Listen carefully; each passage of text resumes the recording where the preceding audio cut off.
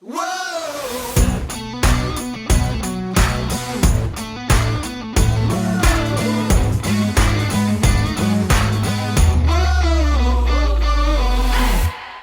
Welcome to the What's Up Already podcast, where we fashion ourselves cinematic judge and jury. My name is JJ Crowder. I'm here with my co-host, Alec Burgess.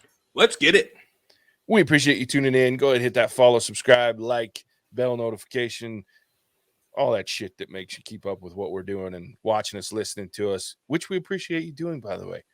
More importantly than anything, tell a friend about us. Share the podcast. That helps Tell us two grow. friends. Yeah, at least two. More if you're feeling frisky. No reason to be conservative here. Yeah, you can tell everyone.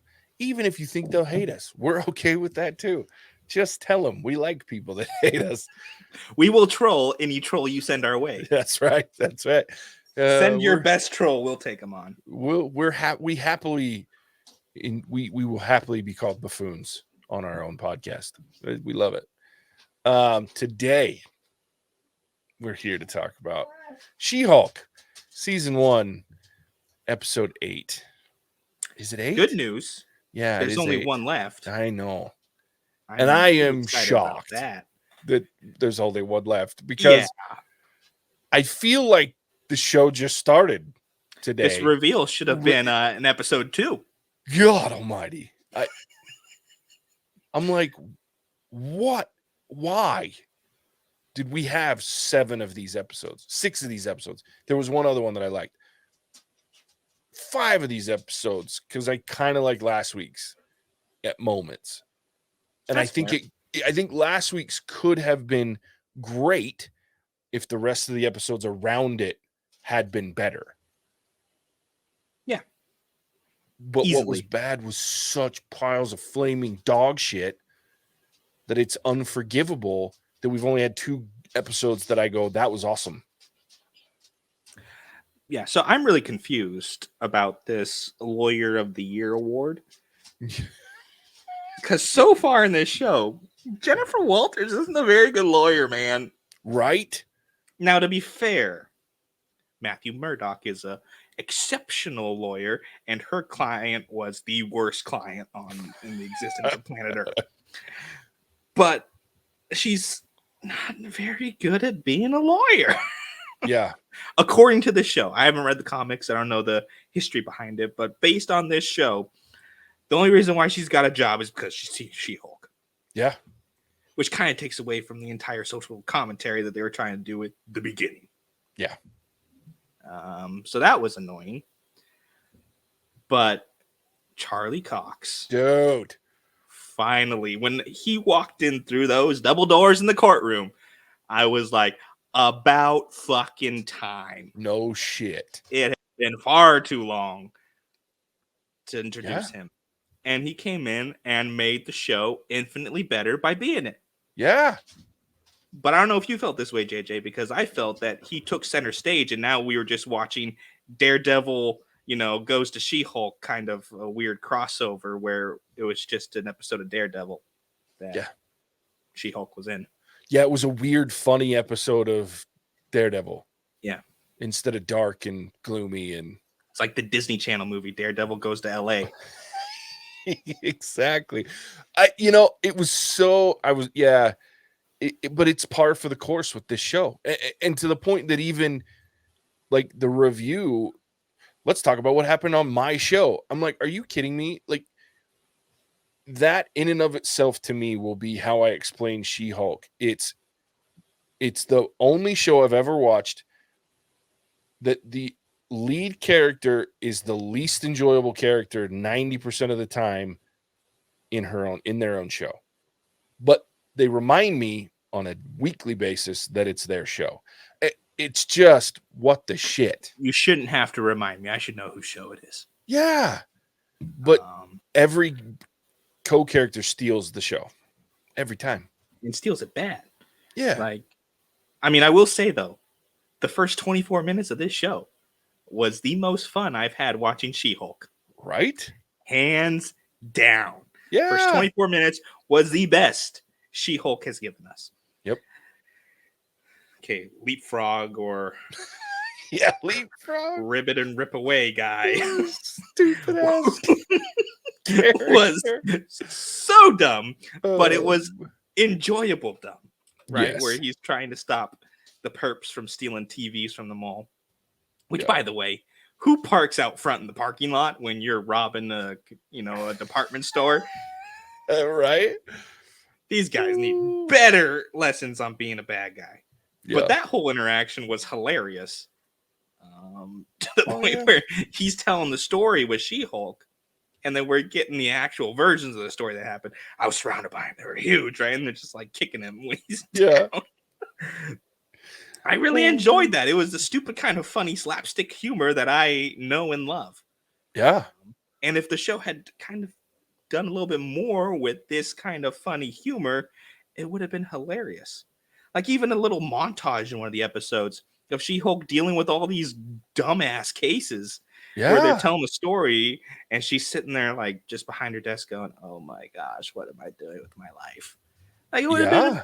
perfect. Or have, like we were talking about, we just did Andor live. Go check out the episode, by the way, when we did Andor. We talked about how the Mandalorian did a great job of boxing out these episodes. Like, dude, this show as a courtroom drama or a courtroom show would have been perfect if every single episode was its own individual case. And Yeah. then you leave these after credit scenes or almost at the end to further the storyline of the shady plot. Because with what they gave us, you could have done an after credit scene at every single episode and we would have gotten the exact same information. But every little episode of the show should have been one little, tier Z hero that gets their shit rocked and she has to step in and save him. Either as She-Hulk, like she did while she's giving legal advice to her client who kidnapped the designer. I was like, this is beautiful. Why didn't they do this the whole damn season? Dude. Like some 2-bit hero, goes on a rampage. That's her client. She has to go, okay, no, we're not doing this. For A, B, C, and D, as She-Hulk, she's saving her clients from making bigger mistakes. But no, instead we get twerking with Megan Thee Stallion and Oh my God. let down with Emil Blotsky. So Yeah. whatever.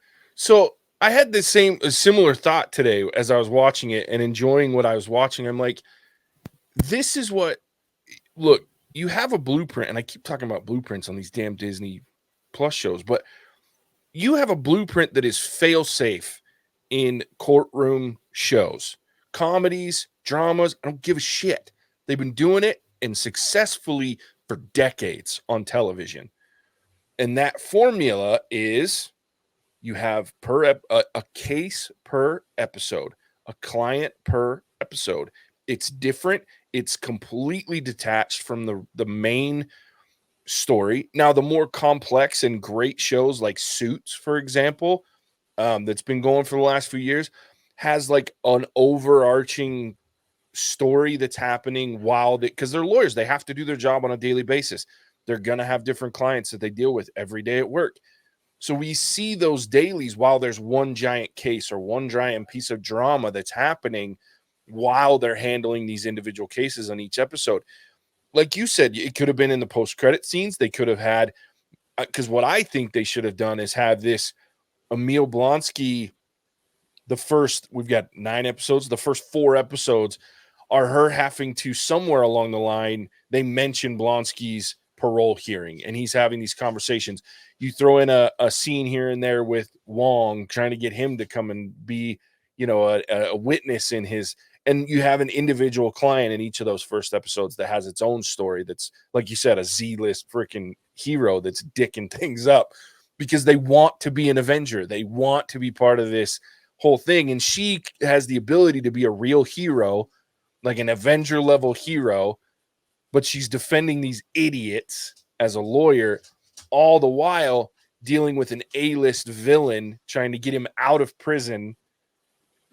It would have been genius. And then the back half, the last 4 episodes before your finale, you have this tie-in where now he's out and you keep getting these like little moments on a TV or something where it's Blonsky's freaking self-help camp, right? Or whatever. You know what I mean? Like, you see that's the overarching story is Blonsky. He's our most famous client.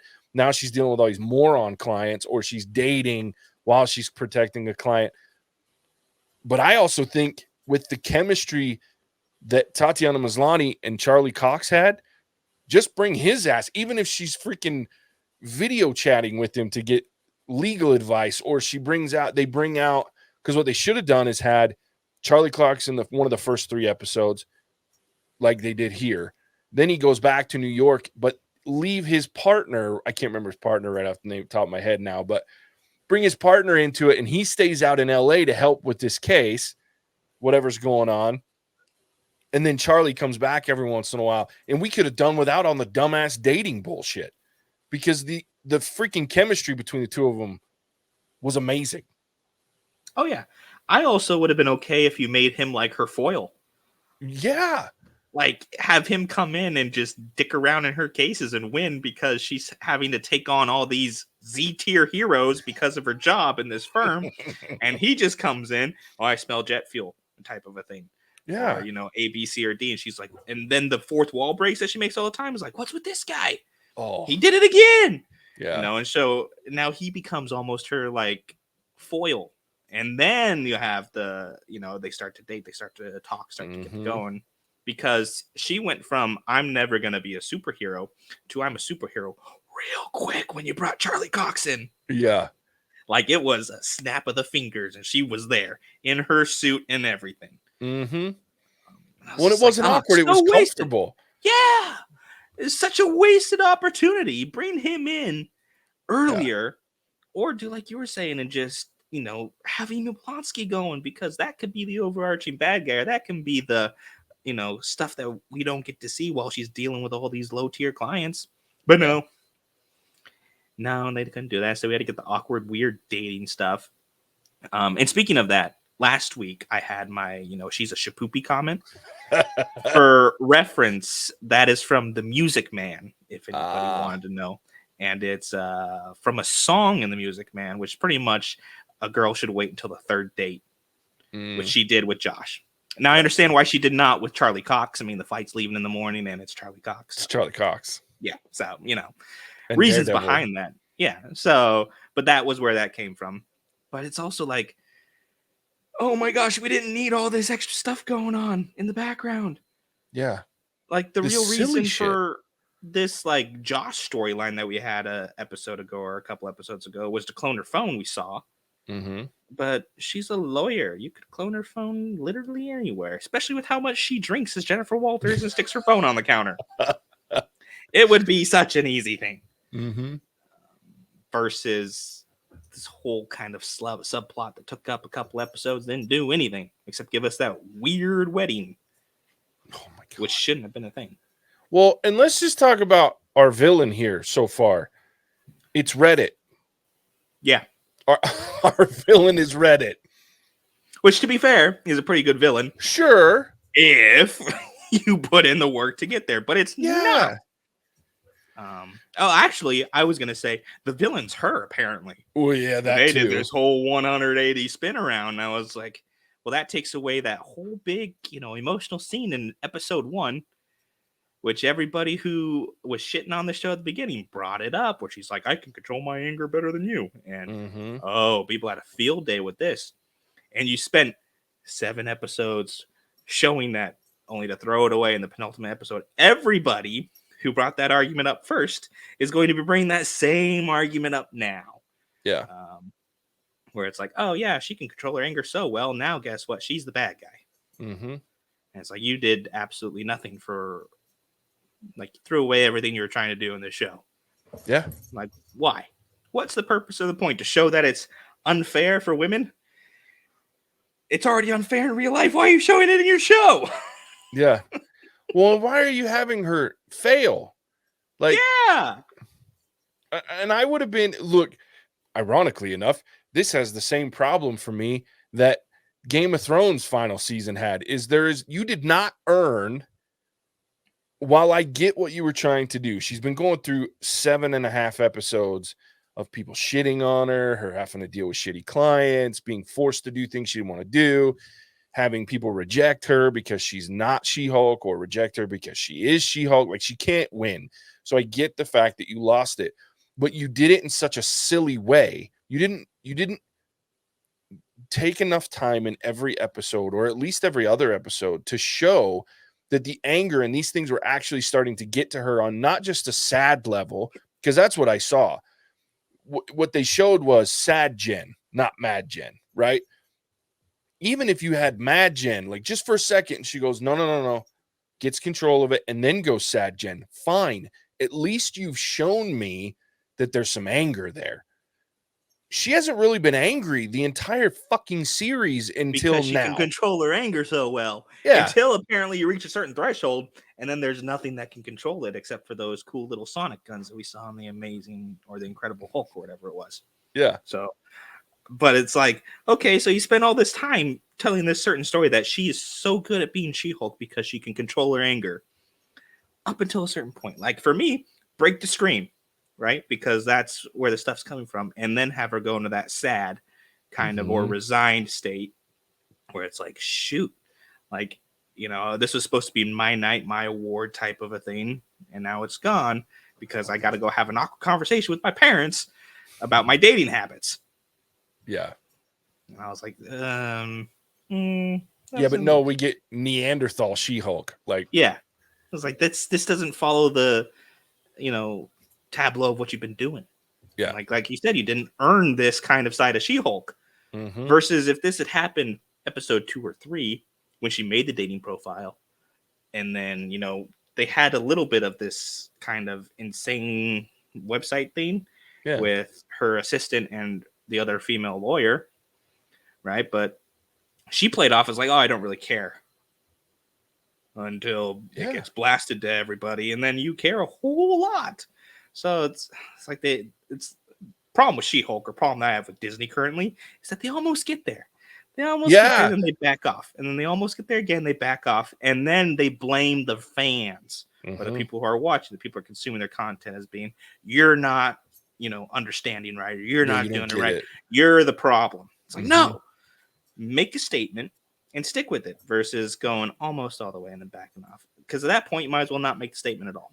Yeah, well, and I had an epiphany day while I was watching the episode, because I was like, this is interesting. I'm enjoying this episode. It's like episode 3 or whatever one, the other one was good. I was like, and then I started thinking about that, and I was like, you know what frustrates me the most about this show is the potential.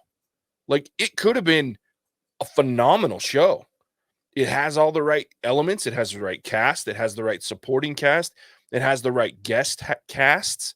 It has the right fan base. It has all of the right elements that you need, even to be a quote unquote, what people are bitching about, woke show. Like, you could do an effective social commentary within this show, whether people like it or not. You could do it. And the worst part is, like you said, they've touched on it enough to show us this show could have been great. But what it did was so bad, when the little moments of greatness didn't even come close to making up for the majority of it being as bad as it was, and not funny, and not entertaining, and not even close to addressing the social issues that it's trying to address. I am fine with people, with shows and movies addressing social issues, but like you said, go there, actually do it. Don't tiptoe around it and stick your toe in the water. Just fucking jump in there and fucking get it figured out. And if people don't like it, fuck them. You still have millions of people. Yeah, if people don't like it, you can say, dude, we told a story that was legit. Right now, you're giving all those people who say we don't like it a foot to stand on, because you didn't go there. But now you're trying to say, oh, no, we did. No, you didn't. You know, take away anything that the opposition, for lack of a better term, can stand on. Yeah. And really dive into it. Since we improved Andor at the end of that, I'm going to tell you what would have made this better. Yeah. Right? She slams the screen. She sees the guys running out.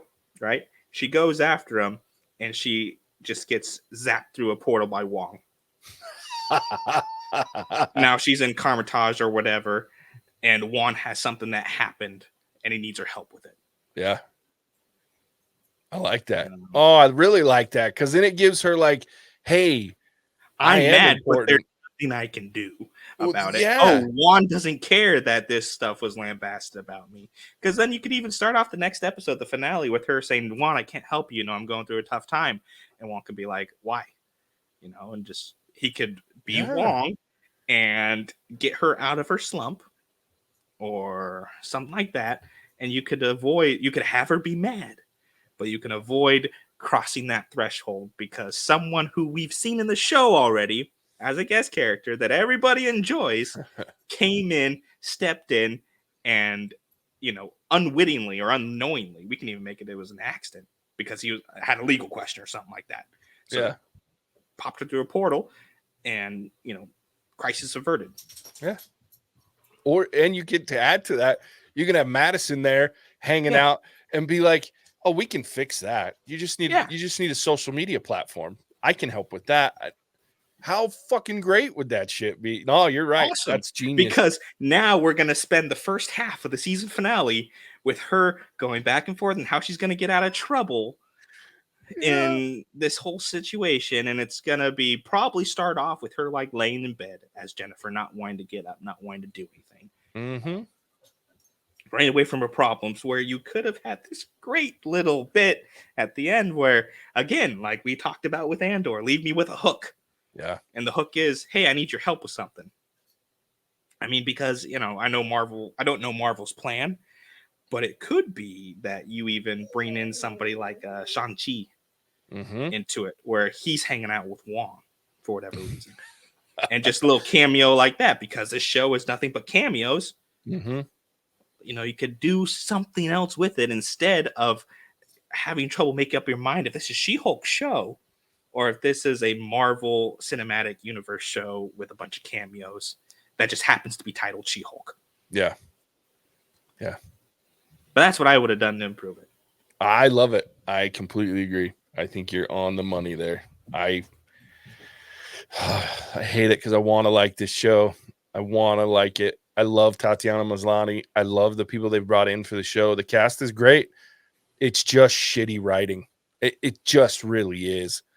And they have these moments of brilliance, and then they fall back into the shitty writing, and then they have these big payoffs that they didn't earn. Oh, makes me mad. And don't make sense. Like it contradicts the rest of the story you've been telling, like you said. So I will say though, I enjoyed Daredevil's Walk of Shame. oh, dude, with the side to shoot the boots off and just walking down the road. Oh, shit, yeah. That made me cackle with glee. I Was loved hilarious. every moment of having Charlie Cox on the show. Yeah. It was great. It was fantastic, especially because it's such a different side than you've ever seen in his role as Daredevil. Daredevil's heavy shit, and this was funny. And I even like their on-screen reaction, like you said, their chemistry, where you have the he's like, oh no, stealthy's the way to go, and she's like, dude, I could bring down this apartment or this building like that. Yeah. And just two complete opposites, but they're working extremely well together. Yep. But who okayed giving the goons crossbows in lieu of like a Glock? I don't know. I don't understand, because I think crossbows are more expensive than a handgun. Yeah, and a little less effective. Yeah, like I could understand the crowbar type of a thing or the baseball bat. Those are like staples. Yeah, they're staples. Goon weapons, but the crossbow.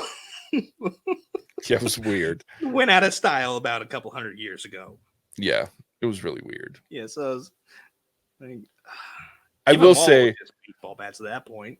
I laughed my ass off, like literally out loud cackling when they passed the Frogger machine in freaking leapfrog space. Like the meta on the nose shit. And it shouldn't have made me laugh that hard, but I did. Like I was laughing. I was like, that's fantastic. Fucking Frogger. Well, his whole layer was hilarious. Oh, for sure. And he named it Lily Pad. Like, It was like a in club. giant letters. Giant neon letters. Like, this guy's the worst Oh, it ever. was great. It was great. And he was perfectly cast. Oh yeah, it was beautiful.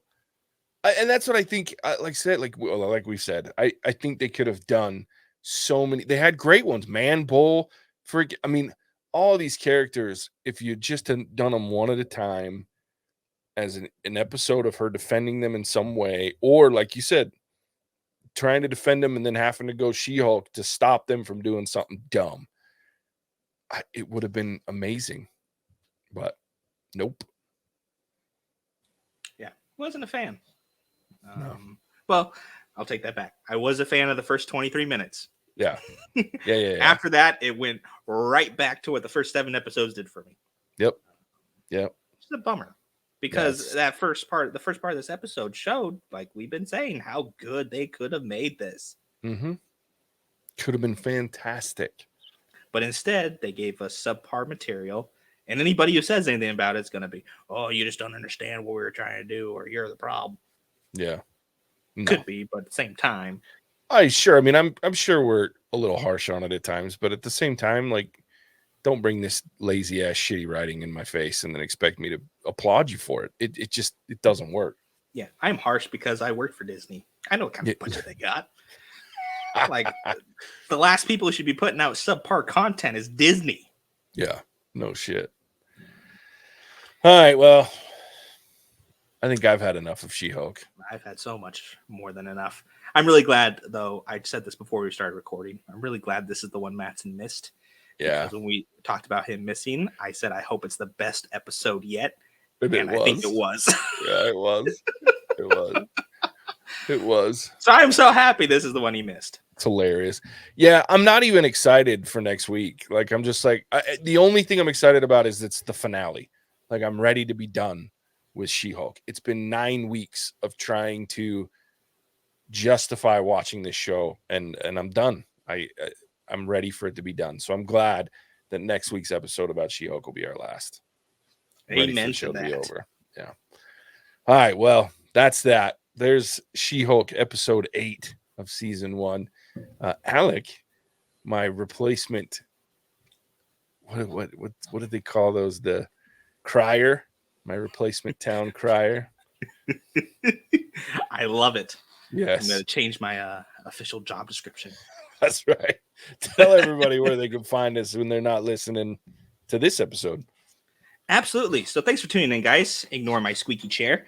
If you have made it this far, go ahead and leave a like on our video and let us know if our verdict of She-Hulk is the same as yours or different. We enjoy the feedback and others' opinions if they aren't trolls. If they are trolls, we make no promises. If you enjoy the content that we put out, there is plenty of it. We currently go live Mondays and Thursdays at 5 p.m. Pacific time.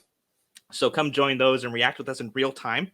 We also have content on every major platform, including Apple Podcasts, Spotify, Stitcher, and Ghana.